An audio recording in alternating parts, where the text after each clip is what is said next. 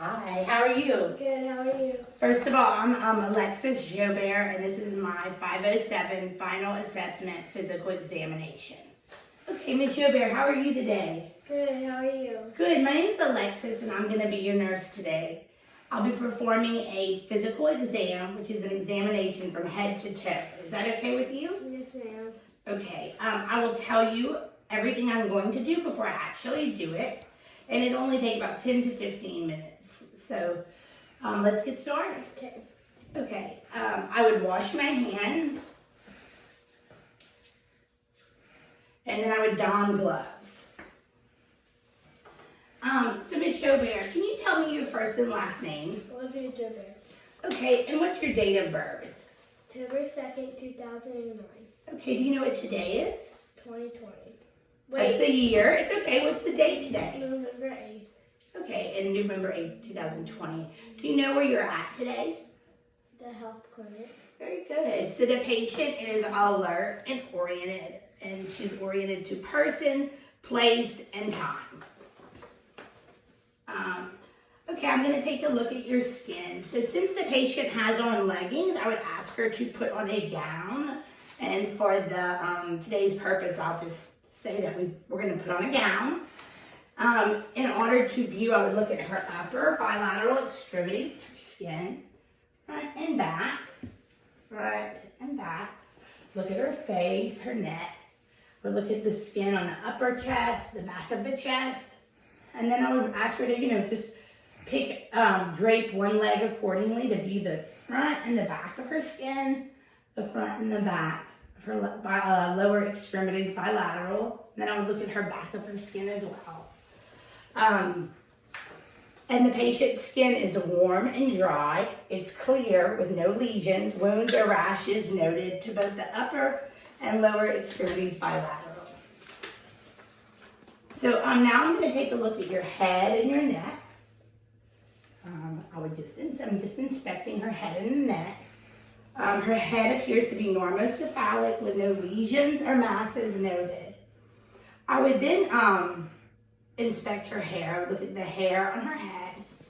I'm going to palpate for any lesions or masses in her hair. I would take her hair down and use a comb to separate and look for any scoriations, lesions, dandruff, or lice. And no open wounds, dandruff, scoriations, lice are noted. Then I'm going to take a look at your jaws, Miss Olivia. I would normally have you sitting up to here, but okay. Next, I will look at your jaws. Can you clench your teeth for me like this? And I'm going to feel right here, the temporal. And then I'm going to feel right here. So you're clenching your teeth. Now can you open and you move your jaw left to right? All right, look at just your jaw. So let's see. Up and down. No, with your mouth. Very good. There's hold on just a second. There is no popping noted or signs of TMJ, and that is testing your cranial nerve 5, which is intact. Now I'm going to test and check your sensation, okay? So Ms. Joubert, I'm going to touch both sides of your forehead, your cheek, and your chin with a soft object like this. Look, give me your arm. This is going to be the soft object, okay? Okay. And then I'm going to touch it with a sharp object. That's going to be sharp, okay? Is that okay with you? Yes, ma'am. Okay, so when I touch your face, you're going to tell me if it's sharp or dull, okay? Can you tell me that?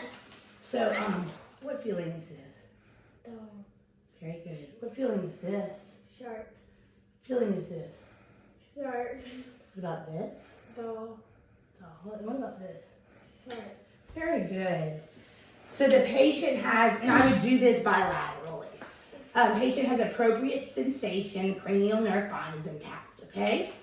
Now I'm going to test the cranial nerve 7, which is for facial movement. So Ms. Joubert, Or can I call you Olivia? Sure. Okay.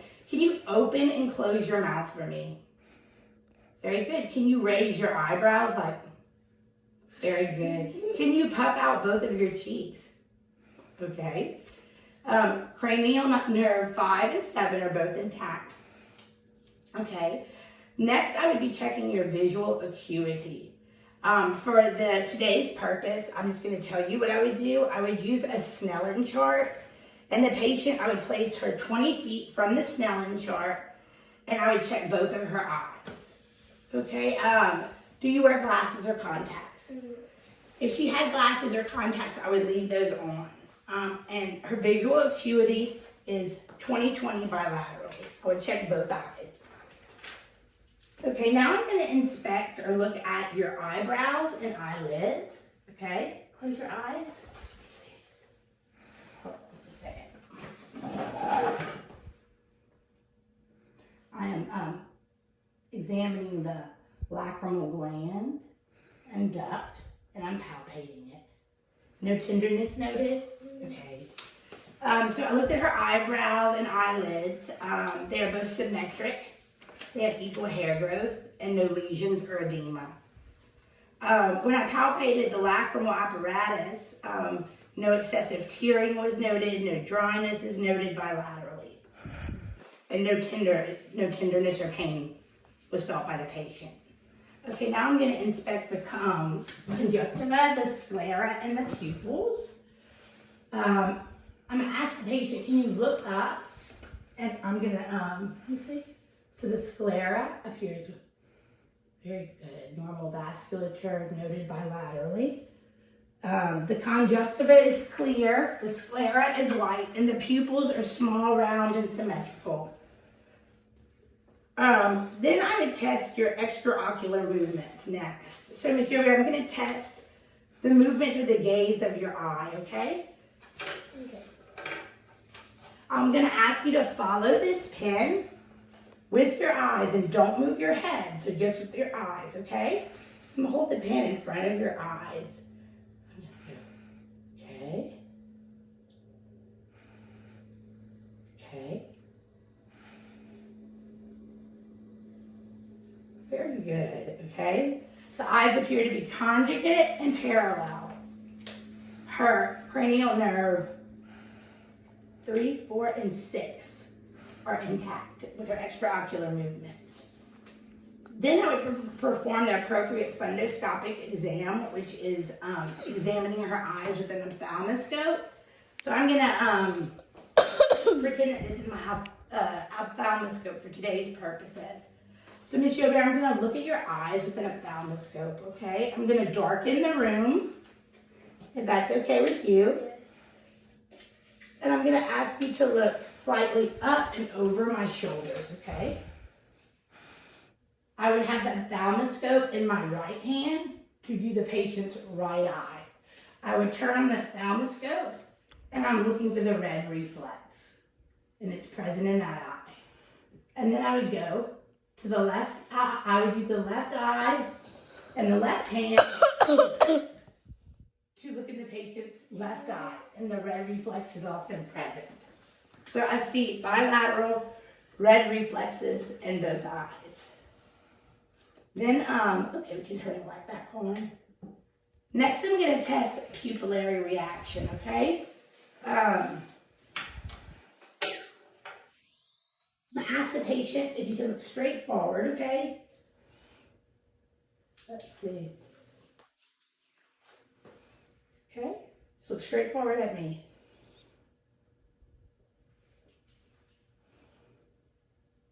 Okay, and the pupils are equal, round, and reactive to light, and constriction is noted in both eyes bilaterally.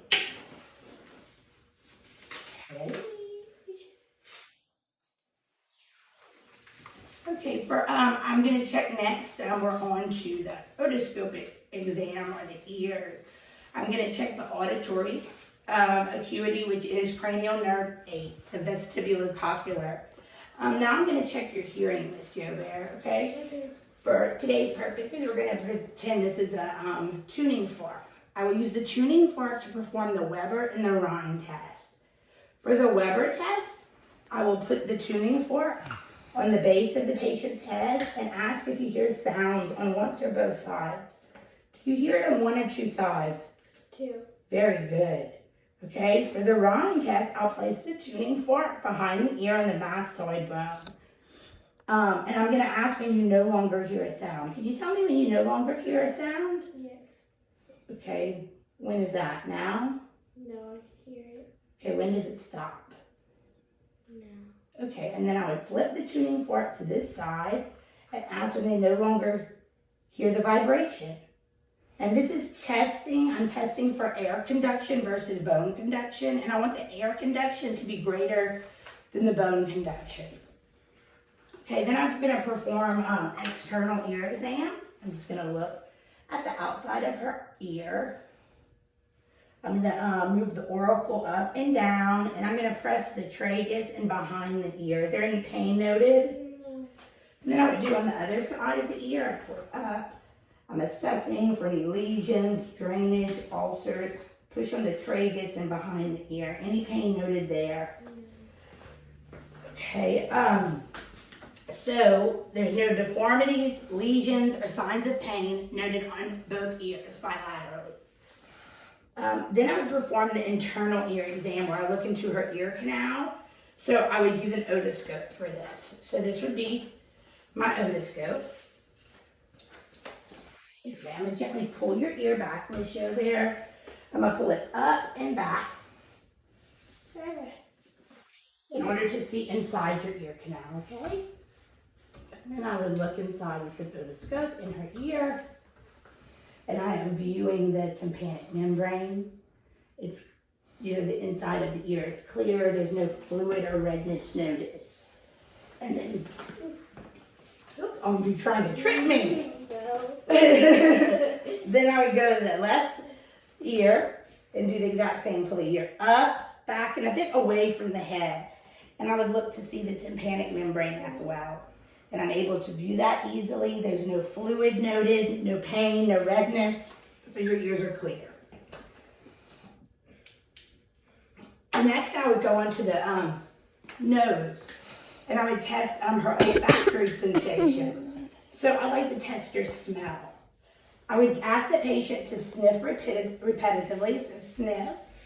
And I'm going to give you some objects like coffee grounds and soap. Can you tell me when you smell both of them? I can smell both of them. You did? Mm-hmm. Okay. So she is verifying that her cranial nerve 1 is intact. And she is does have a sense of smell.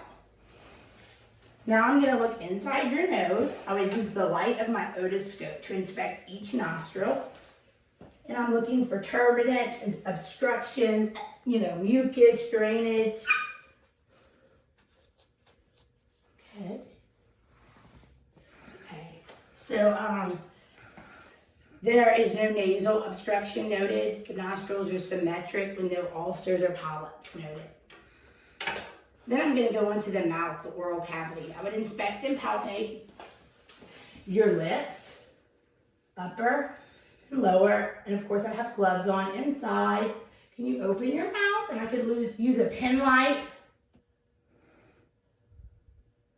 or I can use,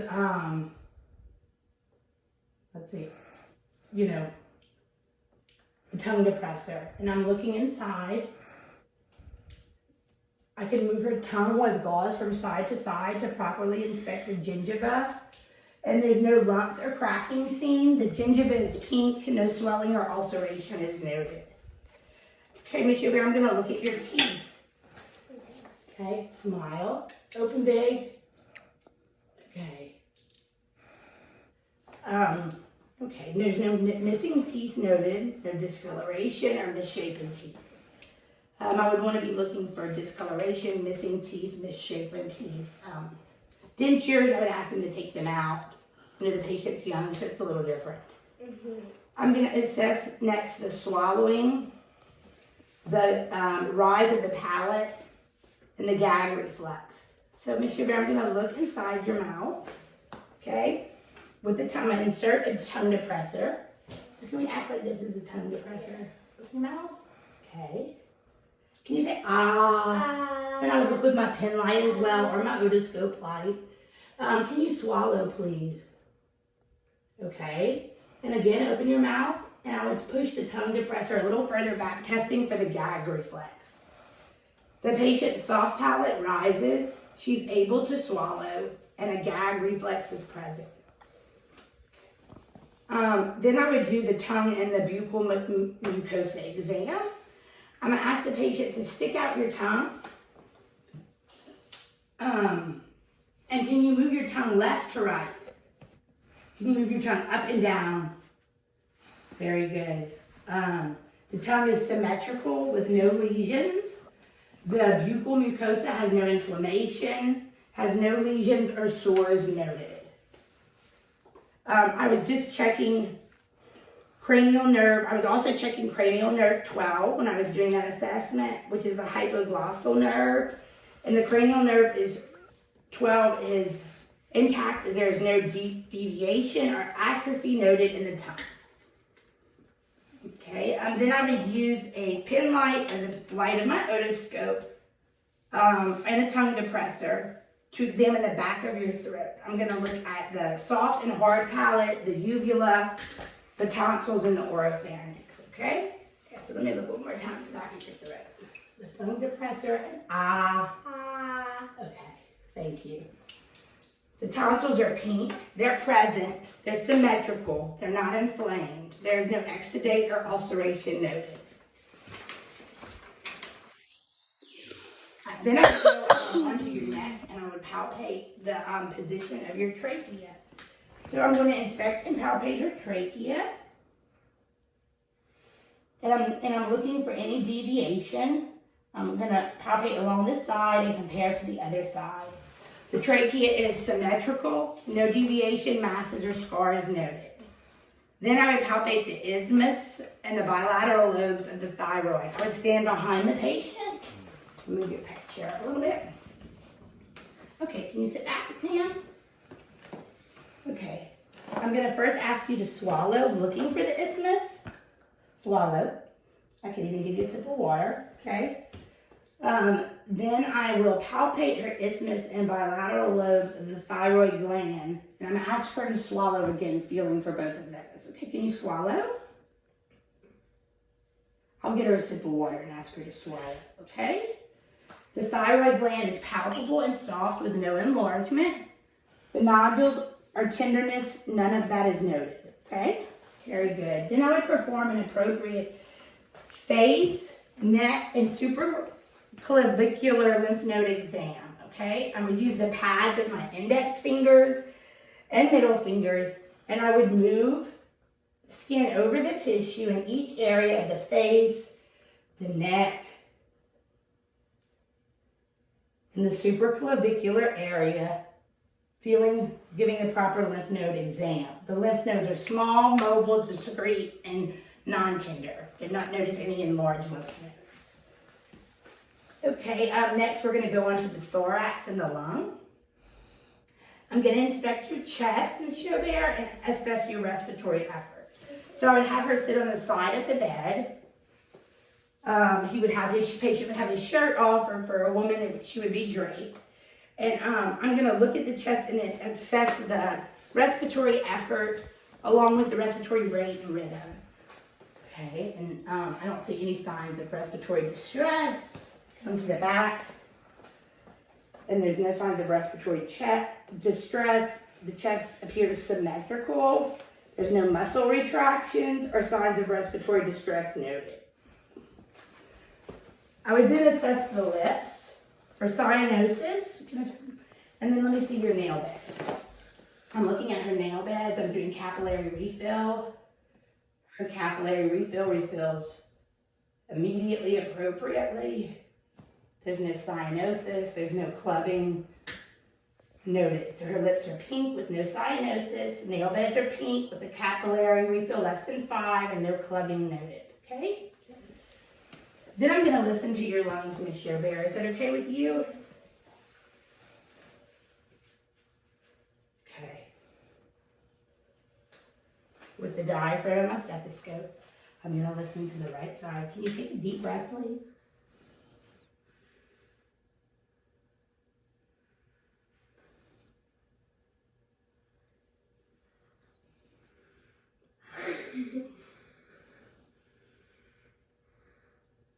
Very good, okay.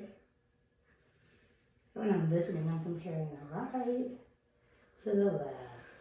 Okay, now, and I would do it all the way down, listen to every area of her lung, and then I'm going to listen to the back, okay? Take a deep breath.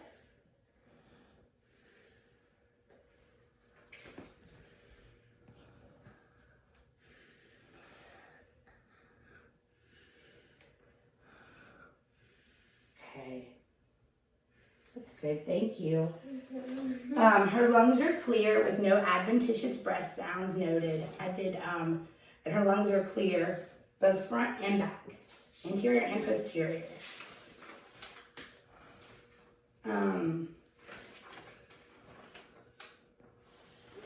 Okay, then I'm gonna inspect for your apical pulse. I would have the patient's shirt off, and I'd be inspecting for around her heart area for pulsations, lifts, and heaves.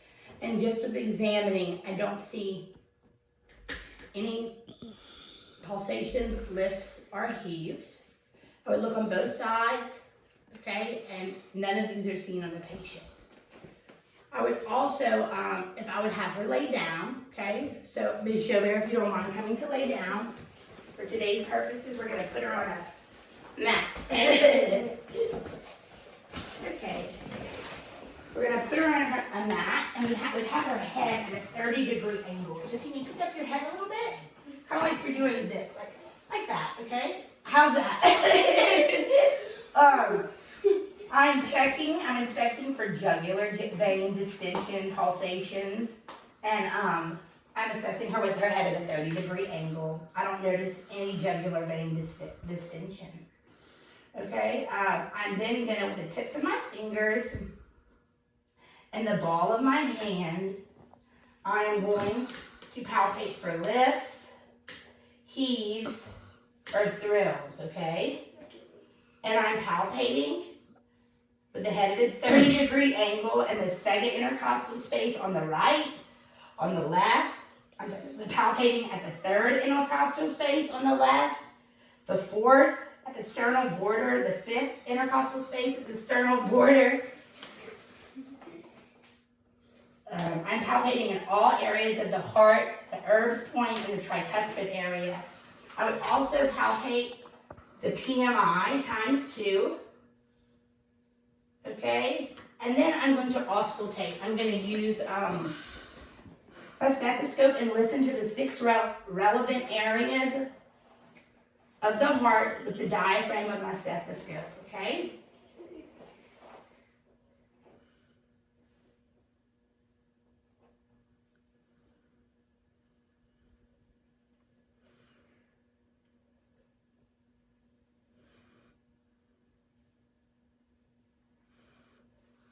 Now I'm going to listen to those 6 areas of the heart with the bell of my stethoscope.